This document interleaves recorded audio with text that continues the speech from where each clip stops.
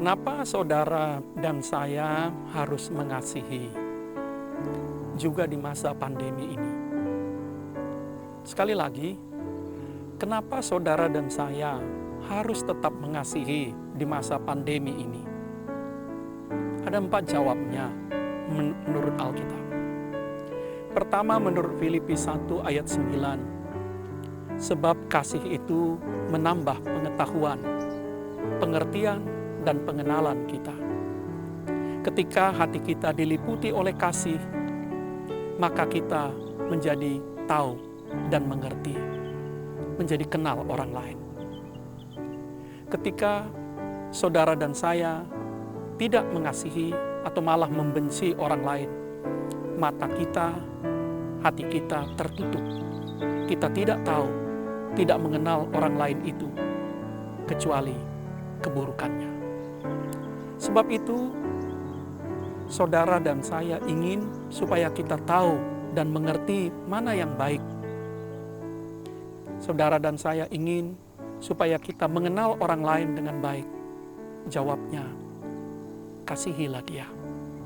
Sebab kasih itu menambah pengetahuan, menambah pengertian, menambah pengenalan kita.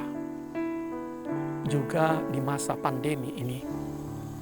Ketika hati kita diliputi oleh kasih, kita tahu ada tetangga kita yang sangat membutuhkan uluran tangan kita. Ketika hati kita diliputi oleh kasih, kita tahu ada orang tua, ada anak kita yang sangat membutuhkan perhatian kita. Kedua, alasan mengapa saudara dan saya harus mengasihi juga di masa pandemi ini. Sebab menurut Injil Yohanes pasal 15 ayat 10 dan 11, kasih itu membuat saudara dan saya bersukacita. Kita bersukacita jika kita dikasihi, tapi lebih besar lagi sukacita ketika kita mengasihi. Kita bersukacita ketika kita mendapat sesuatu, tapi sukacitanya jauh lebih besar lagi ketika kita memberi, berbagi, dan berkorban.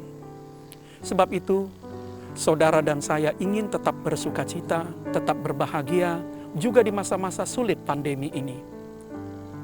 Tetaplah mengasihi. Tiada kasih, tiada sukacita di luar kasih. Ketika kita hanya memikirkan diri kita sendiri, apalagi ketika hati kita tetap diliputi oleh dengki, oleh kebencian, tidak ada sukacita dalam hati kita.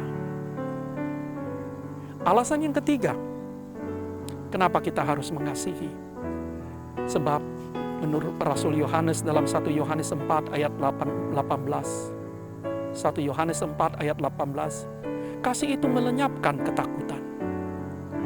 Ketika tidak ada kasih dalam hati kita, kita bersembunyi, meringkuk, menciut, statis. Tapi ketika ada kasih, kita didorong melawan ketakutan itu menjadi berani. Saudara ingin di masa-masa pandemi ini jauh dari ketakutan, jauh dari kekhawatiran, jauh dari kecemasan. Belajarlah mengasihi. Sebab kasih itu membuat kita bergerak, berkarya, berani. Yang keempat dan terakhir, alasan kita tetap mengasihi.